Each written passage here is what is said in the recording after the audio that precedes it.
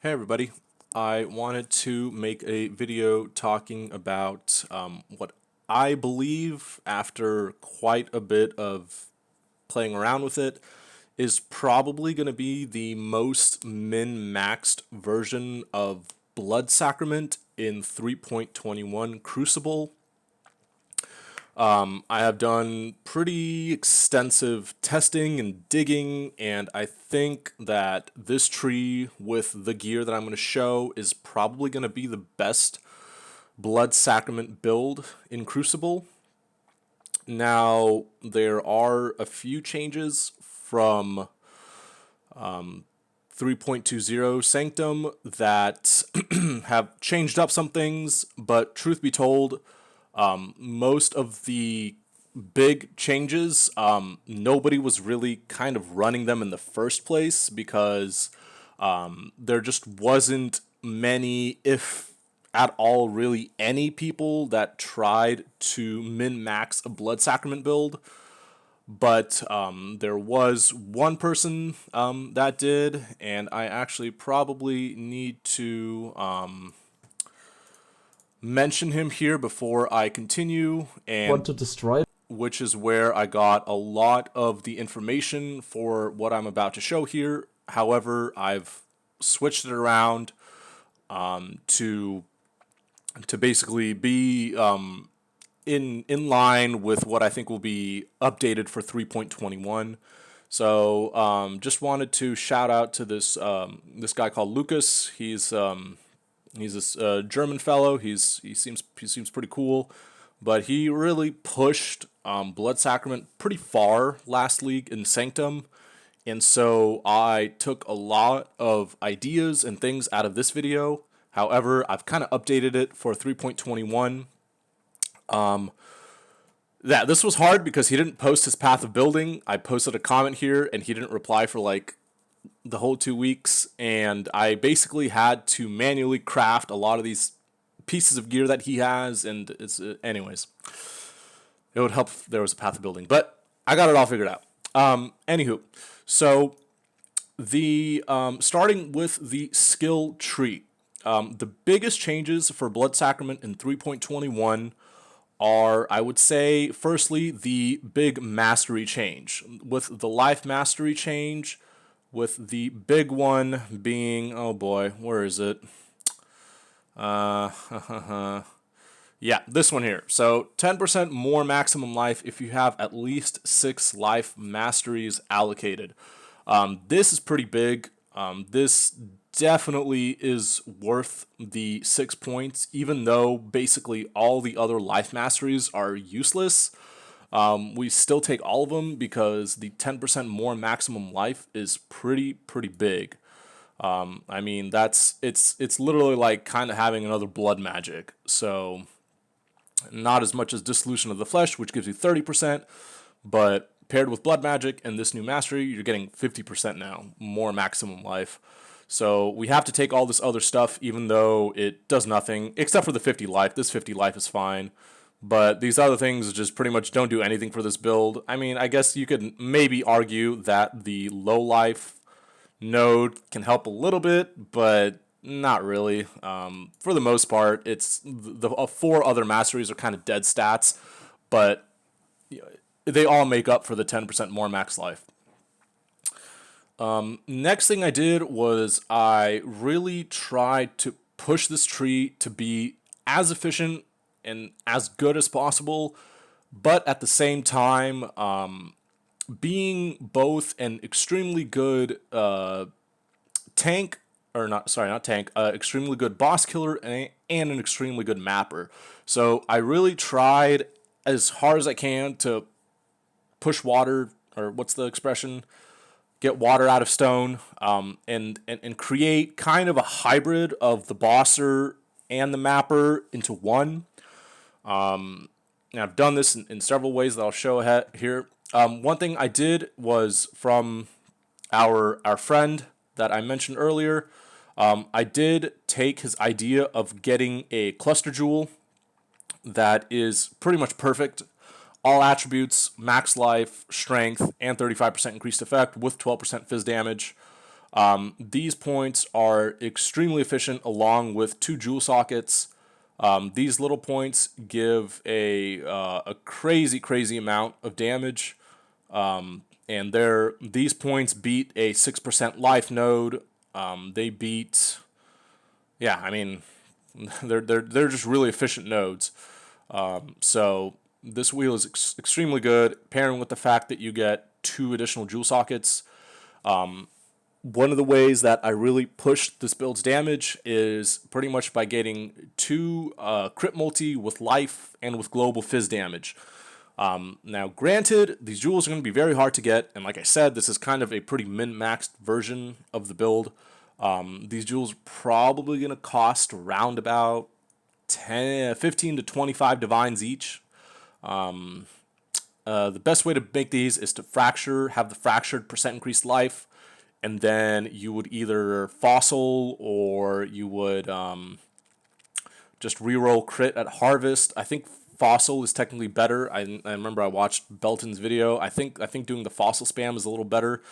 Basically, you're looking for a crit multi for spell, global crit multi, and unfortunately, since the Blood Sacrament is not lightning spell or cold, it's a physical, but there is no physical crit multi stat. So the next best thing is just percent increased global fizz damage, which, I mean, it's still kind of the best kind of this jewel. This jewel is still going to cost a lot, despite not being triple crit multi life. It's still going to probably cost quite a bit. But I mean, you can definitely just get double crit multi life and then get whatever else besides global fizz damage. Global fizz is the best, but you can get like cast speed or anything. I'm really talking about this jewel because there's a lot of them here. I mean, we've got like 1, 2, 3, 4, 5 of them. So they make up a huge brunt of the damage. As you can see, each of these jewels is like 25 million damage. So it's just insane. I have done a little bit of cleaning up over here. All the Blood Sacrament builds right now, they go through this Juggernaut. Basically what they do is they go through Juggernaut, they go up here, they pick up this jewel socket, they pick up this barbarism, and then they go through here, and then they kind of just come up here and connect up here. I just found all this mumbo jumbo over here just to be too inefficient. It's just all these travel nodes here, and it's just all you get. I mean, this Juggernaut is, all these points are basically like 5.33% life, and these barbarism is just, I mean, it's just like 6% life nodes pretty much, and a jewel socket. The jewel socket's the one good thing here, but like it's just way too inefficient. And since we're pathing down here now to this cluster jewel, we can just path up through here to get to this side. So basically, we can cut out all this junk. It's just not worth it. And I've looked through it, and yeah, this stuff is just not really worth it. Better to fill out this wheel, get other 6% life nodes, and everything else here is relatively normal besides this one big change where I'm not getting all this stuff over here anymore. Up here, it's still all pretty much the same. We're getting the Lethal Pride, we're getting the Unnatural, and here is Sublime Vision. This is basically for the 40% increased effect of non-curse auras. Interesting to note that this jewel, this Sublime Vision with 40% increased effect, it does beat out this Cobalt jewel, or this jewel in specific, unless you're at initial Pride stage. If you're at initial Pride stage, the rare jewel is better. If you're at maximum Pride stages, the Sublime Vision is better. So it's really kind of a toss-up. This Sublime Vision will probably actually be cheaper than this rare jewel, so it's kind of a toss-up just depending on what stage of Pride you're in. I think overall the Sublime Vision would be better because the boss is alive for quite a while, so if you're doing bossing, then probably the Sublime Vision kind of beats it out. Up here, all kind of the same. So, I mean, again, main change with the masteries, but we pick up here, we get the jewel, we get the discipline and training. So that's kind of the one big change on the bottom of the tree. I do pick up True Strike with critical mastery for unique enemies. This is... It beats out life nodes if you're It definitely is better for bossing because this is, I mean, you have 15 crit. I mean, you have 40 crit multi. So this definitely is quite nice for 4 points. But if you're not really bossing, if you're not doing Ubers, if you're not doing whatever pinnacle bosses, whatever the heck, you can unspec from this and just pick up some more life nodes or some other stuff. And now I actually don't know what I pick up. I mean, you can. That's 4 points. It's probably too inefficient to go here. Anyways, yeah. So let's just throw this back on. Now, as you can see, what I've done up here is I have taken out melding and I have taken out blood siphon and assassination. Funny enough, blood siphon is actually probably the best life node for this build on the entire tree, because it gives not only 10% life, it also gives plus 20 to strength. But I've done the calculation here, and it's these 1, 2, 3, 4 travel nodes are just kind of too inefficient, as you can see. Now I wish I had 2 cursors, but if you go all the way down to the combined DPS where it says 40, kind of in the middle where it says 42.58 million, as you can see, it's negative. It's 1.9% per point. Now, my kind of standard that I've put for this build is like 2.2% per point. So again, as you can see, I have really nailed it down to the wire on which kind of nodes are more efficient and which are not. These ones are just kind of not efficient enough. It just costs too much to go up there. I considered this jewel socket, but this jewel socket's it's just for one extra travel node. It's not really worth it. So other than that, I mean, we still get pain attunement because that's 30% more spell damage. What's interesting to note is, and I was kind of confused by this initially, as you can see, we have 320, almost 328,000% more damage. But what's important to remember is with Blood Sacrament, it does 80% more hit damage per 10 life. Now, what's important to note, that's not spell damage.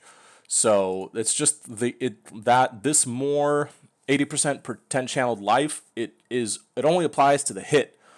And then the spell damage scales that scaled hit. So you still want stuff like 30% more spell damage with pain attunement because that scales the scaled hit. So it's not like I get pain attunement and this big number only goes up 30%. So that's not how it works. It's not scaling. The pain attunement isn't scaling the hit. It's scaling the scaled hit.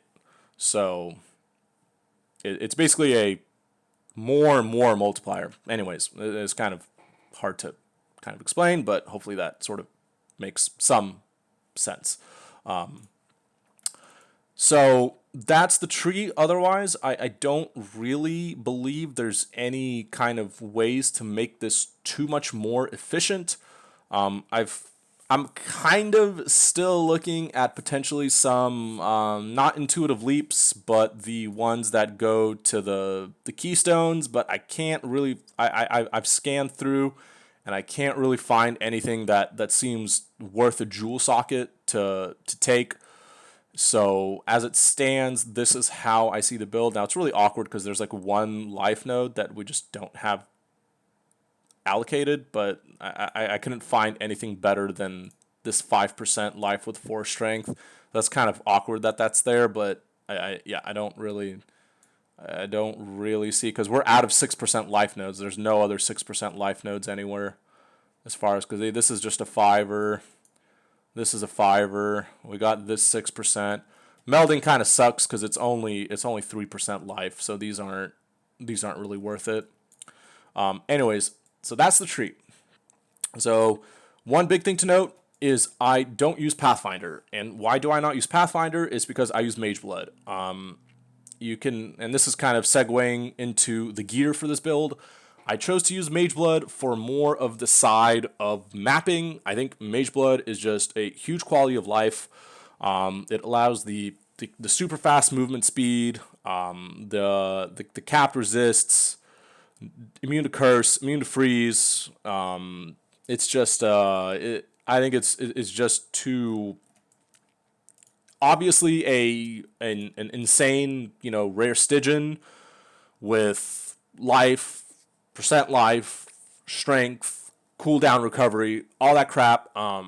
It's in essence, yes, it's going to give more damage, but you'll actually have to kind of double check that, because since we're running Mage Blood, we don't need Pathfinder, which means that we can spec into Slayer, which means that we don't need Forbidden Flame and Forbidden Flesh, which frees up 2 Jewel Sockets, which allows us to go the 2 more crit multis, 4 more crit multis, and 14% more life. So yeah, I mean, I think it really kind of come down to the math there, but on what's exactly better. But just given the quality of life of Mage Blood, and how good Mage Blood is just kind of like a bossing belt, and for the whole uptime of the Quicksilver, I just think Mage Blood is just kind of hard to beat for this build. So I've personally opted to go with Mage Blood. But if you really like the high life, as you can see, the life isn't like insanely high. I'm only at 20k. You can realistically, if you really want to go crazy on the life, you can push it to like 25, 26k. But I think at that point you would be sacrificing damage and crit multi and stuff like that. So I mean, I could take out this, I could take out this wheel, and I could spec this life. I mean, I can go back down here and get this life. I mean, you can do all that. You can definitely push the life on this build up to 25, 26k. But personally, and of course, if you get a Combs, which I'm going to talk about that in a second, that's going to give more life. But I think the way I have it here is probably the most efficient. And again, balancing, bossing, and mapping, I think is just the best. Okay. Moving forward, talking about the gear now. So, Relic of the Pact. Obviously, this is the big one because of the Crucible trees. We have no idea what the nodes are going to look like. Ideally, there's going to be some kind of best in slot added support gem that'll be with Blood Sacrament. So there's definitely probably another 30 million, 40 million, maybe even 50 million damage left on the table here because of the tree for the wand. So that's also something to take into consideration. Wrathpith again is just best in slot for this build. There's really nothing here. The only hard thing would be to get a good double corrupt Wrathpith. This one I have max life and spell block. Probably one of the better ones. It's hard enough just to get a 6% max life Wrathpith. Getting one that also has a good additional double corrupt is pretty hard. So I remember last in Sanctum I double corrupted a bunch of Wrathpiths and didn't really hit anything good. So Glimpse of Chaos, this is an interesting one. Since we don't have the rare Stygian with cooldown recovery, I've opted to go with Malediction and cooldown recovery rate. Obviously with, and actually, you know what? This Berserk buff effect actually might need to be changed because I am currently on this, I'm not running Comb Spirit. If you're mapping and you really want kind of a better feel for mapping, you could just run Comb Spirit because this gives you the Berserk, and in that case, the Berserk would be the best enchant. Entropic Devastation gives the Impale effect, which just magnifies this build. I mean, you can see if I could take off the Comb Spear, if we don't have Impale, we lose like half the damage of this build. So the Impale is just really just kind of insane. 93%. The Impale is just crazy. So, and Entropic Devastation definitely for bossing, and heck, you can just still use these gloves for mapping. I mean, at this point, you're one-shotting everything. It really doesn't matter. But if you're always going to use the gloves, I'm not entirely sure actually what enchant would necessarily be better. I'd probably actually have to look at that, and this is something I actually is a bit of an oversight, so I might check this after this video. The chest. The chest is, here's the deal with the chest. You know, for the time it takes to craft one of these, to put it all together, to get the enchant, you can get 90% of this chest with Comb's Heart. With Comb's Heart, you can get a very, very similar, you can get much more life. The damage is going to be worse, though, and I'll tell you why. It's not worse because of the Frenzy Charge thing or the Pride Aura effect. It's actually worse because you don't have a 6-link. Reason being is when we have a rare chest and we have the 6 links, that allows us to run on our Assassin's Mark and Vulnerability. It gives us Awaken Empower and Awaken Enhance. And that just adds quite a bit of damage. Without the 6-link and running Combs, you could see I dropped from 276 million down to, down to remove these two, down to 242 million. Obviously, life is better, but it is about a 30 million damage hit, not having the level 5 Awaken Empower and Awaken Enhance. So, ultimately, I think the rare crafted chest is better, and actually also because of the fact that you get Frenzy Charge.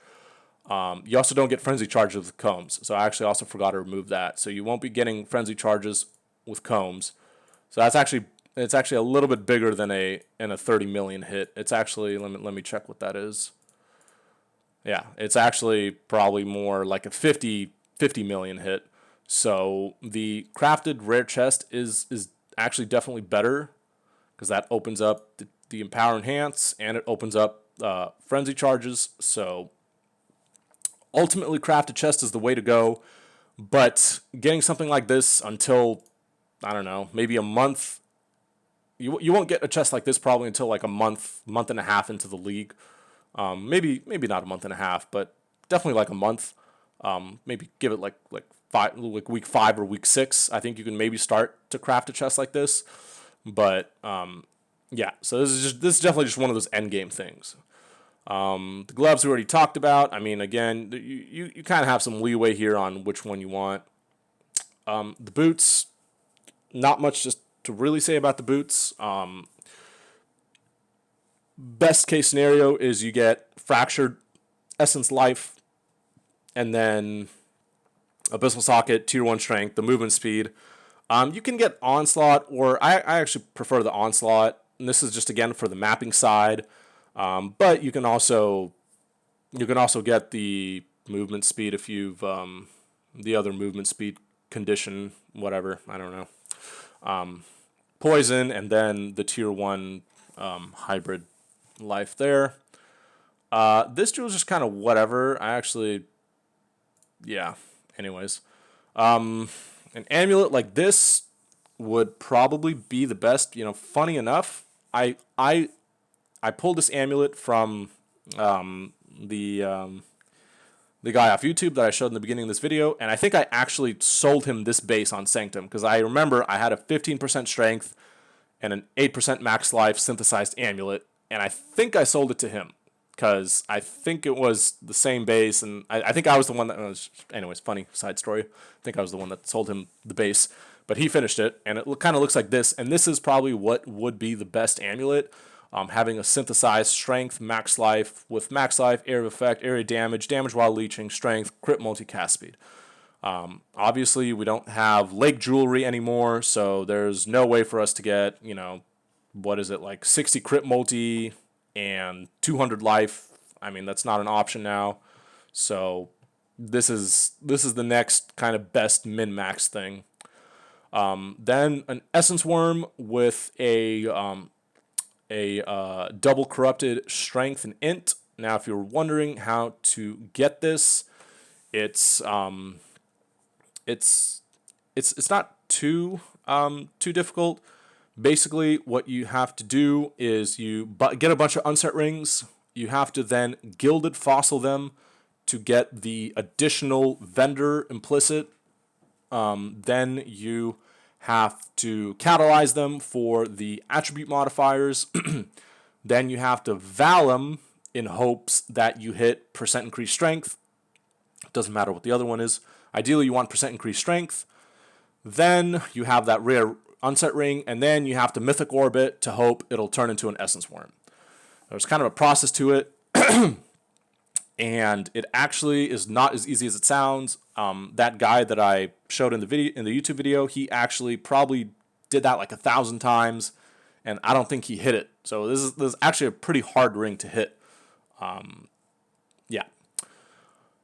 The second ring would just be a rare ring. Now, there is actually some room for this to improve. Obviously, you can get a synthesized base with +1 frenzy and with the percent increased max life. So, and maybe even a third implicit if you really want to push it that far.